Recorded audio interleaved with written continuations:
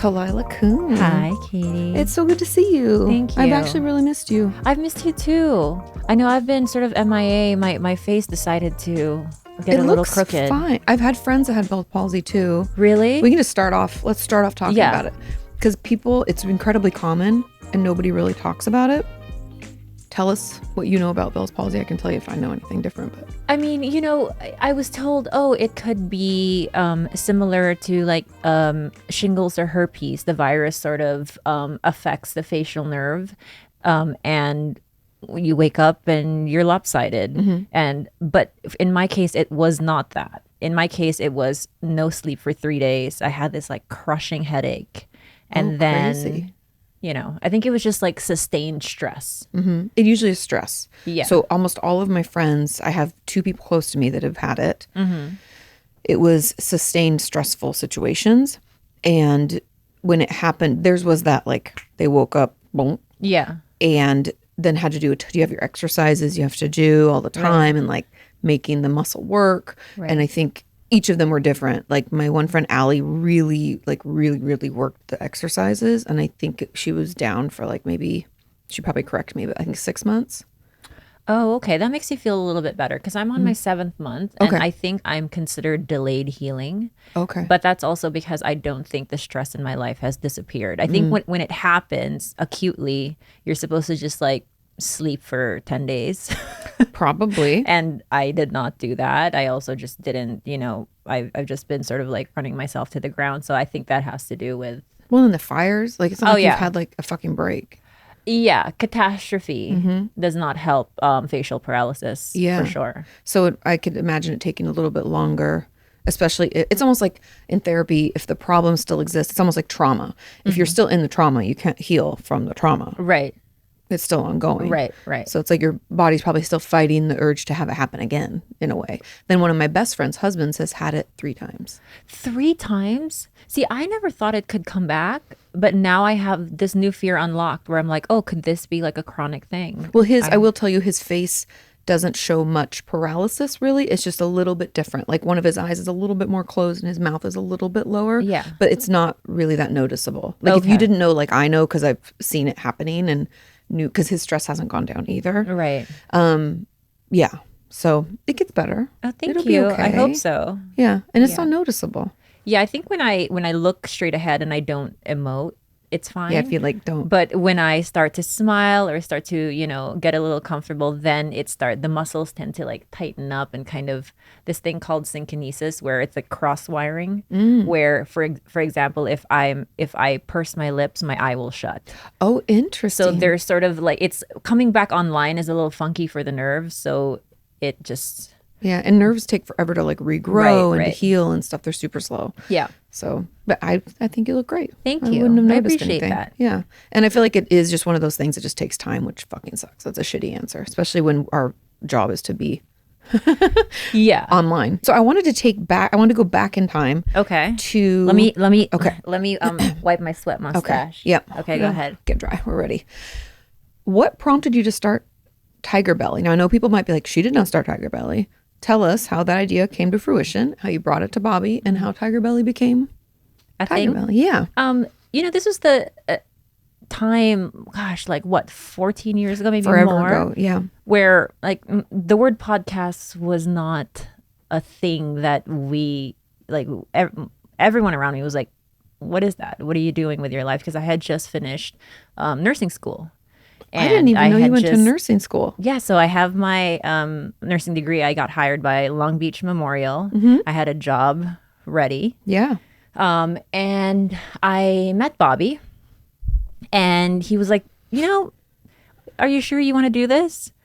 And I had already I had long been having like second thoughts about nursing. It was sort of just the next step that I thought I had to take because I couldn't afford med school. And then my mom and both of my sisters were nurses, and I'm Filipino, so it's like every Filipino woman I know is a nurse or has a nurse in their family. Right. So I'm like, okay, well that's the next natural step. So, and I had been a tutor at Cal State Long Beach and Long Beach City for all like the pre-nursing sciences for a couple of years. So I was like, oh, I'm a shoo-in. Nursing school is going to be easy. So I did that. And I met Bobby after how'd you meet Bobby? On Tinder. Oh, funny. Before Cute. Tinder was ever, I had only been around maybe 2 months, and people were like, hey, there's this thing you can sit on the toilet and scroll at boys. You're like sold. Yeah, I'm like, you and Bobby wait. both are sitting on your toilet Yeah, scrolling. yeah. Yes. Basically, yeah. And so we met, and a couple of months into our relationship, he was like, hey, I go on this show, and it's called DVD ASA, and it's hosted by David Cho, who's an artist, and Asa Akira, who's really famous porn star.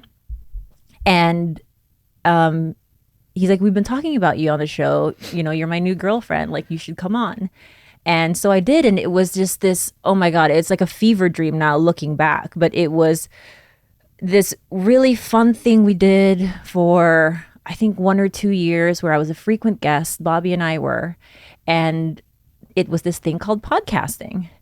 And it was the first time that I never thought that you could just talk. You know, we had been like growing up, you needed to have broadcasting chops. You needed to have gone to school. You needed to have a very specific point of view, be very educated. Like terrestrial, like radio made you feel as though you had to be this like coiffed like personality, right? Yep. Know exactly what your point of view was and what you were going to say. And, yeah. And it was well produced. And here I was in this kind of like Andy Warhol little playroom with these really interesting people. And we were just talking about like the darkest times of our lives.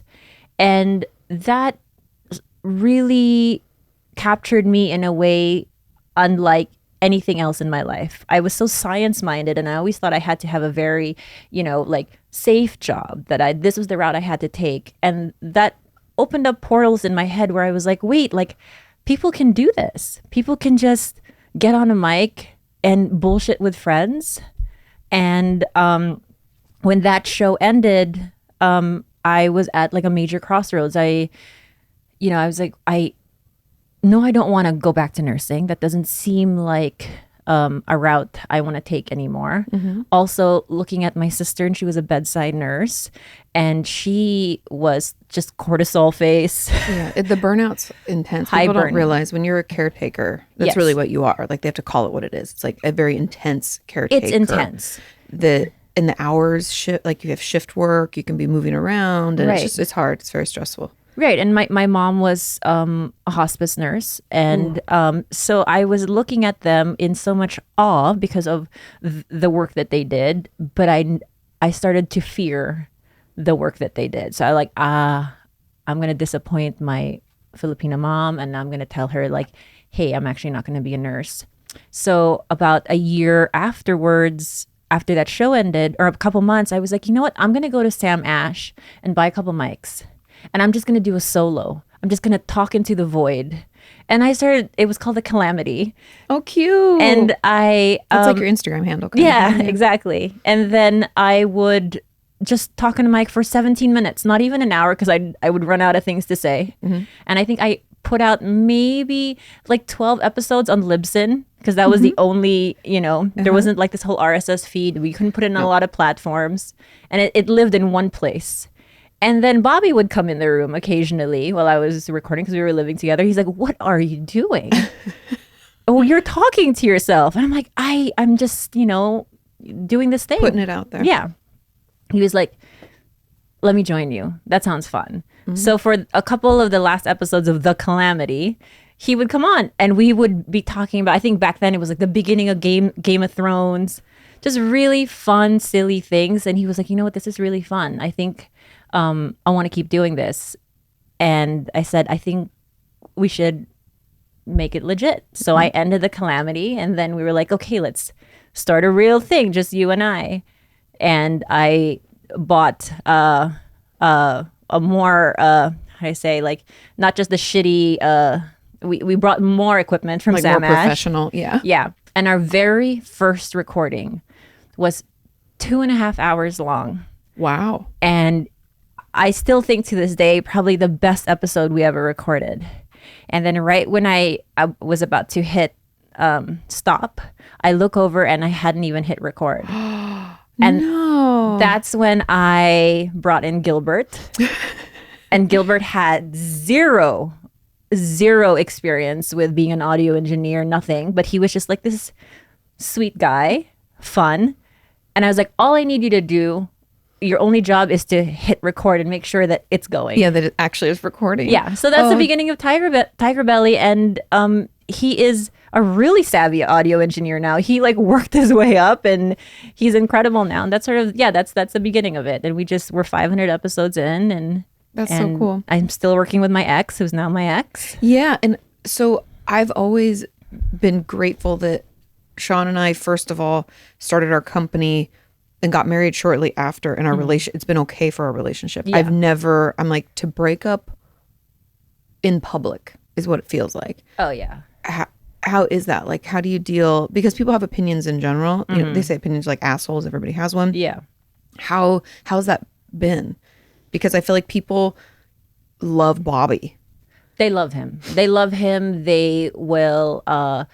It's almost like a blind faith in a man that they don't know. But that's sort of the blessing and the curse of podcasting, is that people build parasocial relationships. They really think that they know who he is because he is very vulnerable, and they forget that most of the things that he says is very embellished, including mine. Well, he's a comedian. That's what he does. I feel like people don't realize that. Like, comedians embellish to make things funnier, to make it more impactful, right, et cetera, et cetera. And also, when we talk about our trauma, we're not really talking about it in a way that it affects. We're talking about, we've repackaged it to be fodder, and it doesn't necessarily reflect how we really feel about it. And so even though we're putting our stuff out there, it's not really our stuff. Yeah, it's not. It's repackaged. Yes. Yeah, it's maybe 40%. Well, because we can't give people everything, then it leaves nothing for us. And you have a short time frame. Yeah. You know, so but that public breakup, as I wipe my sweat mustache, we all get them. It's okay. Was probably, now looking back, was a full-fledged trauma for me. I didn't realize it until maybe last week in therapy. Wow. Because I felt it for you on the outside. So like, not even being that close to the situation at all. Yeah. I was like, this is really shitty. And from my perspective, completely sans even talking to you about it, I was like, it sucks, number one, because people are going to comment and they're going to shit on you because that's easy. And not to say it's always the woman that gets shit on, but it is always the woman that gets shit on. And so I was like, well, that fucking sucks. Yeah. And then it's your livelihood. And I was like, fuck. Yeah. Like, that would stress me. I'd probably get Bell's palsy. Yeah. From the intense level of stress. Yeah. And, you know, Bobby is the star of the show. And I think there was always like a preconceived idea of who I was because, you know, they thought, oh, what is she doing with him? Why is she with him? And which is so fucked up because basically that's like putting him down. They're projecting their idea of what, whatever it is. What a couple should look like, or what type of woman Bobby should be with or not with. I don't know. Right. But utterly embarrassing. And it's hard enough to break up with someone. It's another thing to have people speculate and to read all of these things that are so untrue about yourself and not be able to shake a fist at anyone. Well, it doesn't do any good. That's what sucks. Right. It's like shaking a fist at an entire institution you'll never beat. It's like you can't win the internet. And so there is this feeling of absolute hopelessness where you're like, okay, I have to be okay with what they think about me, even though it's not true. And even though Bobby is outwardly saying, hey, like, this is not true. I did appreciate that he said stuff like that. Yeah. Because he didn't have to, but I was glad he did. Yeah. Right. Because they were just so like, and it was so complicated and ugly and fucking sad, Katie. I mean, you know, you guys were together forever. For a decade. That's so sad. That's a loss, you know? Yeah, a big loss. And I mean, yeah, there's a part of me that still wishes that I could tell it how it actually happened. Of course. But then it's like, For what? For who? Like that, the perception of me is not going to change. No, people think what they want to think. Right. I'm not going to, I'm not going to set the record straight for anyone. I think when people have a preconceived idea about you, and that is they want to confirm their biases about you, they're not going to want to clear the air. Yeah. They want to believe you are this person. And I've had to just really learn to accept that. That's so hard, though. That's a tough pill to swallow. Right. Because you know who you are and you know what really happened. And Bobby knows who I am. Yeah. And there's a reason why, despite the fact that we've been broken up for 4 years, that we still have a friendship, that we still work together, that, we are still friends, that we call each other weekly, we text, we send TikToks, we are friends. Yeah. And how did you make that transition? I've legitimate. Wait, what? Oh no! I was. That's really why we broke up. No, I was because I've obviously Sean and I've been together for like 16, 17 years. Yeah. But like before that, anybody I broke up with, I was like, "Fuck you! You don't know me." Like I've never been. I don't know, especially long term. Really, I'm like, oh my god. Yeah. I don't know how do you do that. There are people. I have exes for sure. Where if I saw them on the street, I'd punch them in the dick. Yeah, like I'm gonna spit in your face. I'm like, no, we don't. But yeah, I totally agree with that. I think it's a little bit of a red flag if you're friends with all of your exes. I don't know why I came up with that idea, but somehow it's like, maybe you're not setting proper boundaries. With Bobby, maybe in the beginning it was very murky. We share animals. We share. But most importantly, we share like this really deep history and friendship. There was I can't explain it, but even in the darkest times of our relationship, we could still look at each other and really appreciate the friendship that we had. Like we had this foundation of like just kindred. Mm-hmm. Like I know you, you know me. I know the fine print of you, you know the fine print of me. And do we kill the romantic part of us? And how much do we care about do we try to save the rest? Yeah. And it turns out like we felt very much like family. And that's what 10 years will do for you.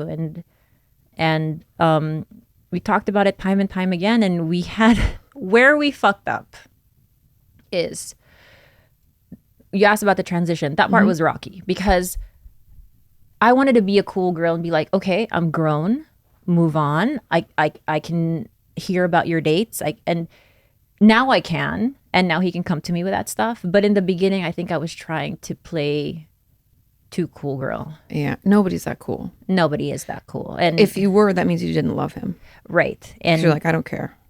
And I was afraid and I wanted to play cool girl because I was afraid of losing the intimacy and the friendship of me being the first person he comes to for everything. And even if it was, hey, I went on a date with this girl and this and that, and look how pretty she is.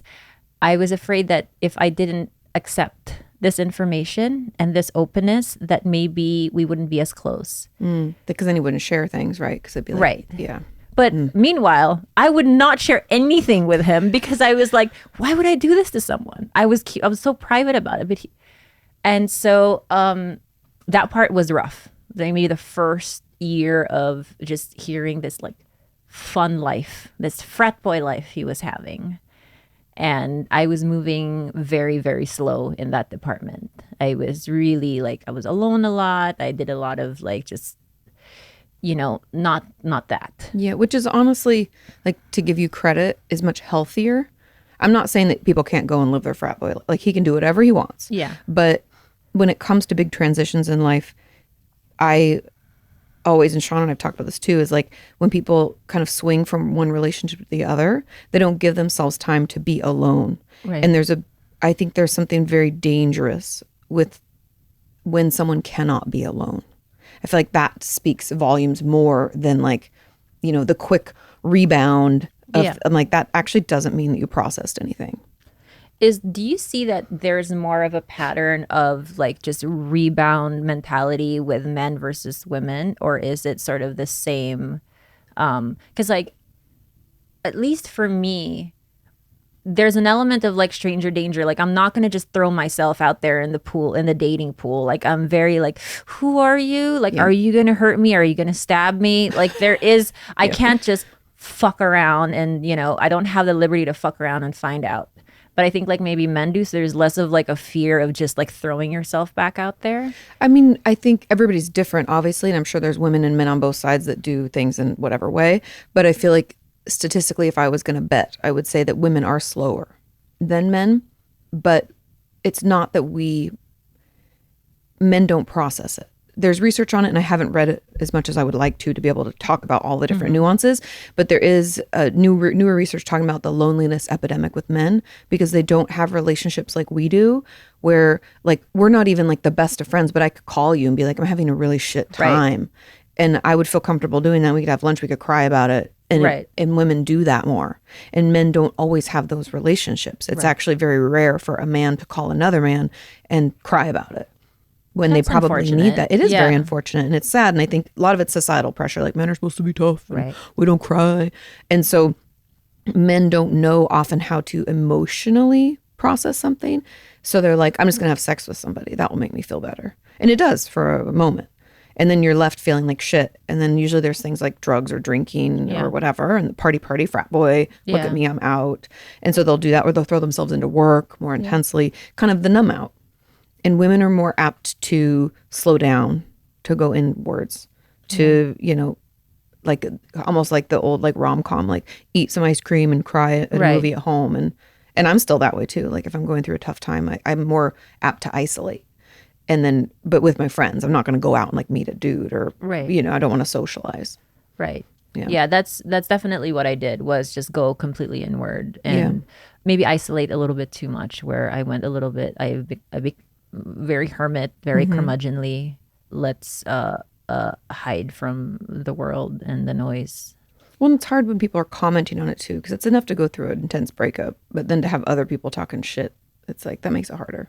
What is the recourse for someone like me who still exists on the internet, who still hurts when I read that stuff about myself that's not true?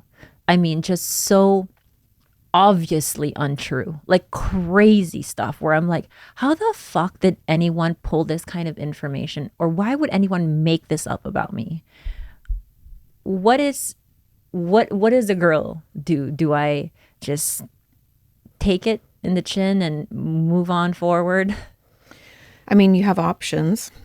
It just depends on what you want to do. Yeah. Because I was just talking with my friend Dave yesterday, who essentially fights on the internet for a living. I so envy people like this. I said that to him. I found myself like speechless because I would want to be like, teach me, master. Yeah. Because he's like unfazed. But he also was like, I think I have a little bit of autism. And I was like, that probably makes sense. Because I'm too much of a feeler. Like, me too. I cry so easily. I'm so wounded. I'm like, oh, I could never. I'm like hurt just listening to what you're saying. It's not even me. And he takes to them. He like argues with them. And I personally have tried that somewhat. And it only makes me feel worse because I don't like confrontation and I don't like conflict. So there's two things I do, and I don't know if this is helpful, is number one, I block people if they're acting up. It's like, this is not a democracy. I've created this space and you don't get to be in it if you're talking shit. And then I just ignore it. Unfortunately, I've disconnected from comments more because I don't need that many people commenting on me. Yeah, I've taken maybe all the wrong approaches here. My approach was that initially was, I'm not going to block anyone. Have your discourse and have at it. Like, but then they exist and you're going to see it. But also I was like, okay, I'm not going to. I don't read anything. Okay. I don't. I've been very, very disciplined about not going in there and, you know, cutting myself basically. Yeah, that's what it is. Like right? It's wounding. Yeah. But it's the idea that what keeps me up at night is that the idea that I'm not, there's a part of me that feels like I'm not standing up for myself. That I'm like, okay, is it me just not having the bandwidth? Is it me being a coward? Is it me, why am I just taking this? I think it's because we grew up without the internet. That you and I, if somebody like, there's such a big part of me that's always like, say it to my fucking face. Like, Right. you see me on the street, fucking say it to me then, because then I can fight. But when you're fighting a bunch of idiots online, and let's just call them what they are, they're people who feel so bad about their own situation that instead of acknowledging it, they take to the internet to make somebody else feel just as bad as they do. Yeah. And they're trying really hard to bring everybody down to their level. Right. You can't argue with that. Like, you're not a person. I don't see you. I can't be like, who hurt you? What happened? Yeah. Like, sometimes I used to answer things like that when they'd leave like shitty comments. I'd be like, I'm so sorry you're going through this. Yeah. Sounds like you're really feeling bad. And that would almost always diffuse it. Like, phew. But I don't have the bandwidth to do that to everybody. Right. Right. And I think the one thing that kind of let me out of it is acknowledging that it has nothing to do with me. Right. I know it's hard. It doesn't make it feel any better. But I'm like, their upset, their rage is all on them. Right. You know? Like, who would try to put together, like you said, who'd create this like false narrative about me and like put this on the end? Like, what are you doing? Yeah. That's a good question. What kind of person would do that? Right. I wouldn't do that. Yeah. I don't have anyone in my life that does that. I don't know anyone personally who rages out on the internet. No. And the only thing I would do is like to comment like, oh, you started Ebb. Yay. Congratulations. Like, guy blowing the little like, so, you know. Yeah. Like, those are the only times I would leave a comment. Yeah. So you just have to think about it that way. And that helps me a little bit to be like, I'm sorry you feel so bad. Right. Yeah, that makes sense. But it doesn't make it any less like... Right. Oh. It's I think that I'm able to intellectualize why someone exists in this way in the internet. Like, I'm a person who's like chronically online. Like, I'm on TikTok. I watch. Too. I mean, it's like you cannot pick anyone and there's someone angry at them. Sometimes, you know, you get like jealous of other people and you're like, oh, they have so much success. And it's so interesting too, like there's this pattern, this very obvious pattern now where you see someone star rising and you know there's just the inevitable takedown that's just right around the corner. Which, why do we do that? Can't we just let people be like, yay? I mean, back then, yeah. Yeah. Back then you could, I think, really enjoy 10 years of stardom without any controversy, without, you know, any fear of saying the wrong thing. But now it's like, there's no way, name one celebrity person, anybody who's they're always gonna get like chopped down at the knees. Yeah, the takedown is almost the end game for most. And comedy is tricky too, because comedians essentially they like are always challenging things, right? And like making jokes about things people don't want to talk about. And so I feel like it does kind of create a culture or a community that feels the need to take people down a little bit. Right. Because that's kind of what I don't know if that makes sense, but it's kind of what they do. Yeah. Yeah. So let's move into happier topics. Okay, yes, please. Trolls on the internet will exist forever. Unfortunately, we'll put them to the side. Yeah. You launched a hair care product line. Am I saying that correctly? Yes, I did. Called Ebb. Yes, Ebb Ocean Club. Yes, tell us about it. You know, admittedly, I'm not a beauty girl. I'm have not either. No. Sport girls are not usually beauty girls. I'm not saying there can't be anomalies, but like we usually aren't. Dirty podcasters have no business in the beauty space. And I will be the first to say that I actually never saw myself doing something like this. But with Ebb, I'm glad you brought up the breakup, because the genesis of Ebb is directly linked to the worst time of my life, which is when I was going through a really humiliating public breakup. Like, the worst time ever. I couldn't think of a single place that felt safe for me to exist except for underwater. I feel that so deeply, because in therapy, when I was doing EMDR, they're supposed to have like your resources and your safe spaces. Yeah. And one of my favorite happy memories is when I was in Costa Rica and I was floating in the ocean with my ears under the water. Yeah. Because everything's just like... It's a sensory deprivation. Yes. But funny, when I did EMDR, same. In the Philippines, in the water, it was my safe space, where anytime it was almost too overwhelming of a memory, I would like go back to the Philippines in the water is where I would always go back to. But with Ebb, while I was going through this horrible breakup, I was like, oh my God, like, where can I exist where there's no noise, where there's no internet, where you can't touch me, you can't hurt me, you can't... And if you tried, I'd probably drown you because I'm a better swimmer. 100%. Yeah, so I just felt very safe. This you were was Olympic my element. like bound. Yeah. And so I would spend 5-6 hours in the water every day. I, like you said, just let all of the stuff melt away. The ocean became my best friend, the only place I sought out to be every single day. I would get in there, I would dive, I would spearfish, I would commune with a friend or two, I would go home and sleep, and I would run myself so tired every single day. Where it's like 5 or 6 hours of swimming is a lot. Yeah. It's like when I was a little kid, you're like wrapped in a towel and you're like eating like pizza at the end of the day. You're all pruny. You're so tired. And yeah, so every day, wetsuit on, my fins, my mask, and nothing else mattered. And that was my way of taking care of myself at that time. The downside of that, though, is when you are in the ocean 5-6 hours a day, the misconception is that salt water is really great for your hair. It's not. It's dehydrating. It's crunchy. My hair was crunchy and broken and destroyed. And I would go to look for any kind of detangler that worked, because my hair would just be this like rat's nest, super matted, couldn't comb it through in the shower. It would take like an hour. And you lose like half your hair. Half your hair is gone. And I would go to CVS, I would go to Target, I would go to Sephora, and nothing really matched my specific needs, which is that I needed a really efficient detangler.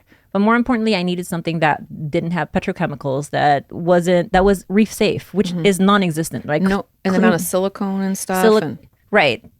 Clean hair care is just not something we've really like tapped into yet. And so I called a friend after fighting with my hair for about an hour in the shower and thinking, am I gonna go full Britney Spears? I'm just gonna shave this off. I mean, what better time than everyone thinks I'm going through a breakup anyways. Let me just shave my head. But I was like, before I do, let me phone a friend. And this friend had been working in the beauty space for a very long time. They launched a very successful brand called Circumference, and a product that I loved. And I said, hey, do you have access to a factory that can make me a small batch of something? Because if you say no, I'm going to go back in the shower and shave my head. And he was like, wait, hang on. And so he was like, what exactly is it that you need? I said, A, B, C, and D. I need a really good detangler. I need it to not have these ingredients. I need it to be reef safe. And he was like, okay, I'll get back to you. And he gets back to me, and I was taking a trip in the Philippines. He was like, you know what? It doesn't exist. And would you be interested in telling me more exactly what you need? And maybe we can make not a small batch. You had a need that hadn't been serviced. Exactly. And I have pretty bad eczema. I'm very sensitive to. I didn't know that. Yeah, I get it all over here. Is it a on new my thing chest. Or old thing? No, it happened when I moved from the Philippines to California. My skin became very kind of very sensitive to most allergens here. And so, yeah, that's sort of where it was born. Ebb was born out of heartbreak and really crappy hair, and me not wanting to shave my head. I can't imagine you with a shaved head. It just feels wrong. I mean, I have a good shaped head, but you have a great shaped head. But it's not for me. The look is not. You've for always me. had long hair, really long hair. Even short hair seems weird. I could get used to it, but I have never had short hair. I think maybe when I was like 10 for a brief moment, but no, I've always had insanely long hair. And Ebb is the upside of that part of time in my life. I think it really put me into creative mode and into something I really believed in. And I mean, we can cut this out, but we're in. That's so exciting.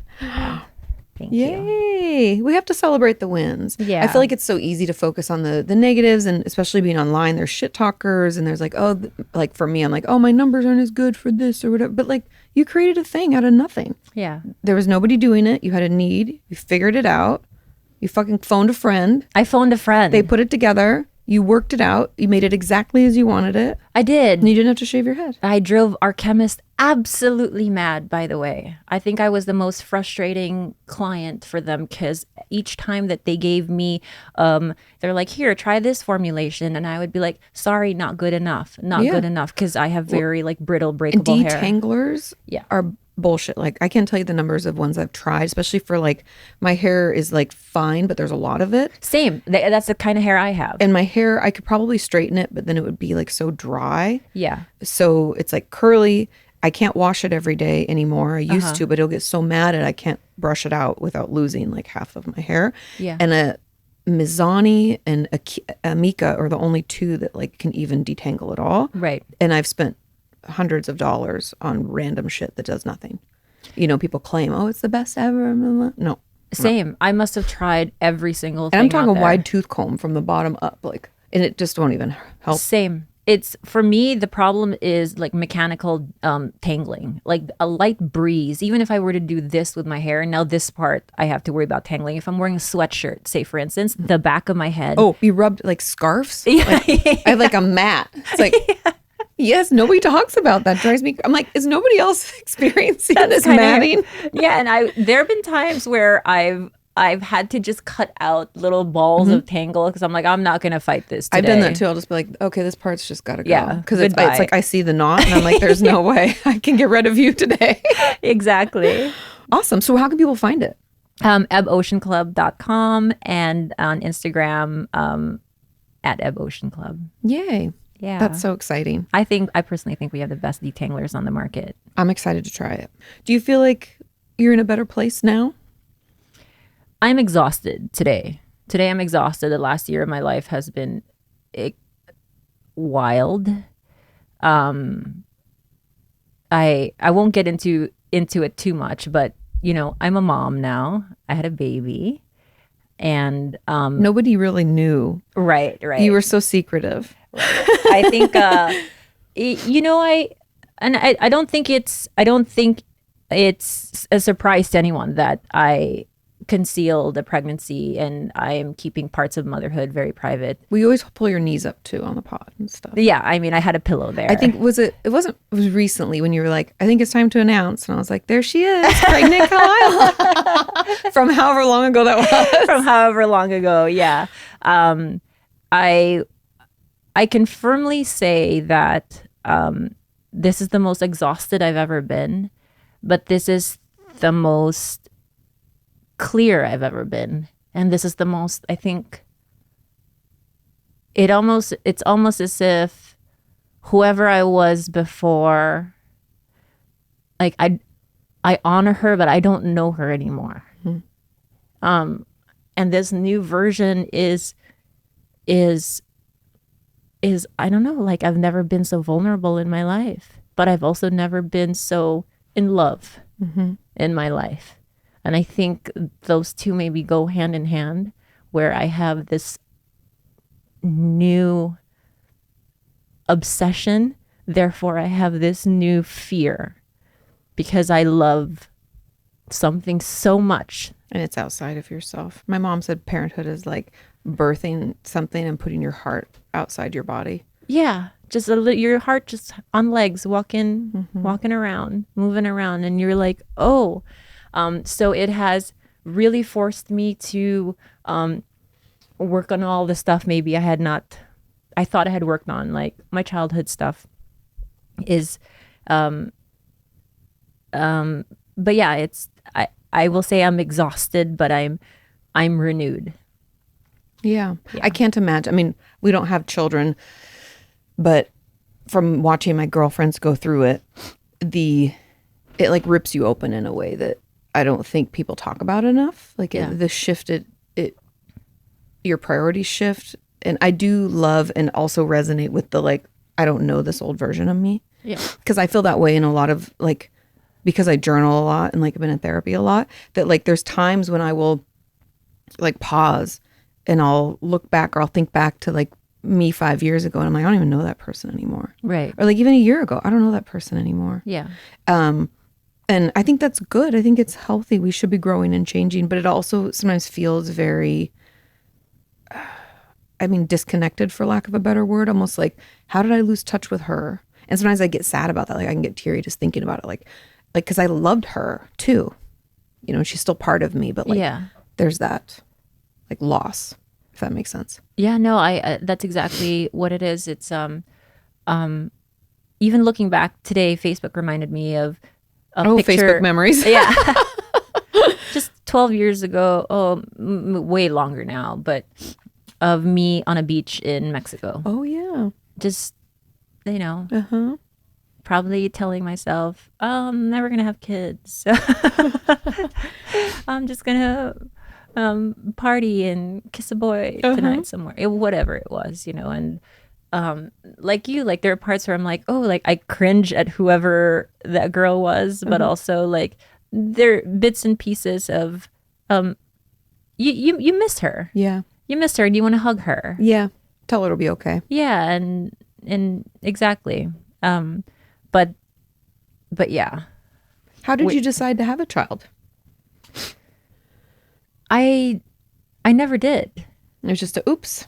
And it's one of those things, I think, that a lot of people go into it knowing that this is what they want, and that feeling never hit me. And I think we've talked about this before. I've always been someone who like loved animals, and I was like, oh, I'll just like have this forever. And that feeling of I need to do this never hit me. And I just went with whatever happened, and here we are. I'm really still very like scared to like talk about it like publicly. I mean, I do talk about it on my Patreon if you guys want to go do that. And it's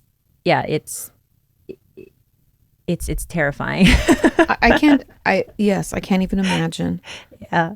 But exciting. Thank you. You're a mama. I am. You're gonna be the best mama. Thank you. I really am. Trying. You're so nurturing. I've seen you with your animals. And your friends. Yeah. So it's been a wild ride. Yeah, to say the least. And it's no wonder why half my face is paralyzed. Yeah, not for nothing. Like crazy public breakup. Launching a whole new product. Yeah. Having a baby. Having the fires. Managing a new baby in the fires. Oh, the fires. You almost forget there was a giant calamity that actually happened. Yeah, crazy. Yeah. I mean, having to sort of just take off in the middle of the night. It wasn't in the middle of the night, but it felt like it because the power was down, the winds were up, and you had no cell service, and you couldn't get a hold of anyone, and you could see the glow not too far away. So you're like, okay, do we go? Do we not? All our neighbors are looking at each other like, are we going? Are we not? Yeah. And so it was wild to watch. I cried and we don't even live there. We don't live here anymore, but it's still my home. Yeah. And knowing people going through it, and all my friends were evacuated. I had 2 friends in Sherman Oaks that didn't get evacuated until towards the end, but everybody was displaced. Right. And you're like, I mean, we've been through how many fires? We almost become like immune. Right. In some way where we'd like pack up our stuff, we put it in the front. Exactly. And wait, and then we watch the TV, and blah, blah, blah. But nothing like this. That's exactly how we felt. You think you pack your bags that day. Okay, we've been evacuated before. Yep. It's no big deal. 12 hours, you'll be back in. Blah, blah. Right. Yep. You don't, and in your head, you pack your belongings. You're like, okay, cool. See you tomorrow, home. And which is a weird thing to pack your shit too. You realize how little importance things have. So little. In fact, I can't think of. I mean, the house was spared, thankfully, but everything around us burned. That's crazy. Why it was spared, how it was spared, I don't know. But thank God. Just when I haven't been back in since. My partner has, obviously, a lot, and when he sends me pictures, it's sad in that it's like frozen in time. Our Christmas tree is still up, because it was January 7th. Yeah, and just everything. You're like, oh, this is what we did that day before we had to flee. Right. This is the meal we had. These are the plates we used. This is, everything. Like you can retrace your last steps, and there's like a really deep sadness there, because even though the home was spared, most of the toxic ash, and we had an adjuster go in and measure just the lead toxicity, and it's just way too high. So everything is a total loss, basically. Like all the soft goods and porous stuff is gone. So yeah, it's like it's weird. It's frozen in time, and Altadena specifically, it's a very like working class town. And it's a very old town. Yeah. Like, I know they talked about the Palisades a lot, but that was the least of it, and that was just like, and I'm not to downplay anyone's pain, but Altadena was like hit hard. And it's a bunch of like like a blue collar working class town. People would live there for like 70 years, 60 years. They're like, we raised our whole family here and now we're grandparents, and it's just devastating. Yeah, a lot of like generational homes that had been passed down. And there's some of the Palisades too, but there's a lot more new build there than Altadena. Right. Yeah, and Altadena is very historic in that it was one of the first towns that really welcomed Black families in. So there's a very large population of generationally like passed down homes. I remember evacuating and my face, the wind. The wind was so strong, and then my Bell's I couldn't close my eye yet. Oh, so the wind was just hitting you, and you're like, I need a patch. And so I still had to wear sunglasses in the dark. Like so the wind was not like hitting my eyeball. Oh my God. Yeah. And having to evacuate with a baby and then the dogs in the dark. And you're like, oh, where the fuck are we going? Yeah. Yeah. And that's the thing, is like finding a place to go, because almost everybody was evacuated. It was tricky. All my friends like bouncing from house to house, as then their power went out, or then they got evacuated. So it was like groups just, one of my girlfriends has iguanas. Her son loves iguanas. Aww. And she showed them the terrarium in the back of their SUV with like the dog and the cat and like 4 iguanas in a terrarium. And she's like, well, we're on the move. And I was like, oh my God, Darian, that's crazy. I mean, they were okay. Their house was spared. Oh, good. But to watch like just the chaos of it, and you have to laugh because it's like so traumatizing. But bless everyone who took all of their animals with them. Yes. That's just, it's so... because those iguanas were tricky. And she's like, I don't even know if they should be together. But, you can't pack she's like, how do we fit everybody in? When the fires happened, this is when I realized, oh, like I'm a trauma survivor, because the way that I moved was so efficient. It was like, you're like, switch off emotion, get into business, get shit done. All business, everything was lined up. People were figuring out where to go. I almost as if I was 2 steps ahead. Like that night, even before we left, I already postmated air purifiers to be sent to the next place where we were going to be. And then I had already booked 2 homes in the desert for my whole family. Like I was moving so fast and just full survivor lizard brain. Yeah. Because that's sort of how I live anyways, where it's like that part of my brain is so oiled. Yeah, it's like it already knows how to, it just hops into, it's almost just saying like, go, and it's like, ready, okay, been waiting here. My body acts as if I'm anticipating calamity all the time anyway, so now a real thing was happening, and it's like, oh, okay, like I know how to exist in this mode. And it was interesting. You feel like you've come out of that mode?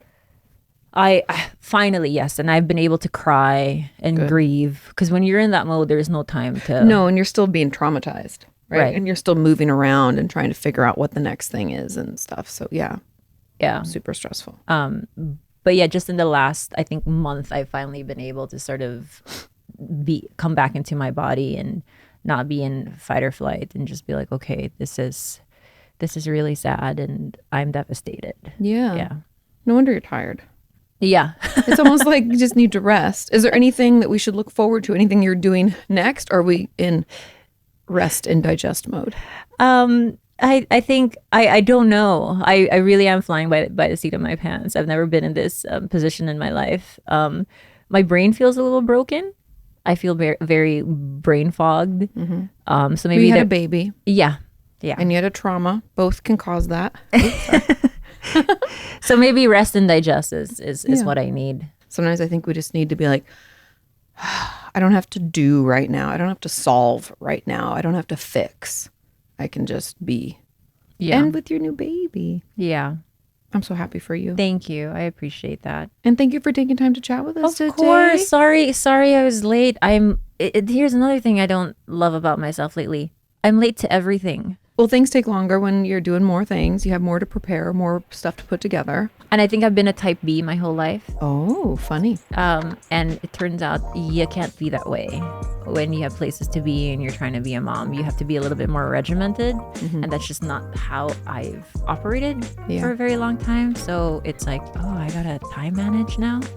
Weird. What I do is I'm always like, I just gotta get up a little earlier than I want. That's always what it is. I never want to give up sleep though. I never do either, but I'm just saying that's because you know. But it's so good to see you. Likewise, Katie. Thank you so much. You have to come back on Trash. Definitely. Yeah. Next time we'll make it happen. Cool.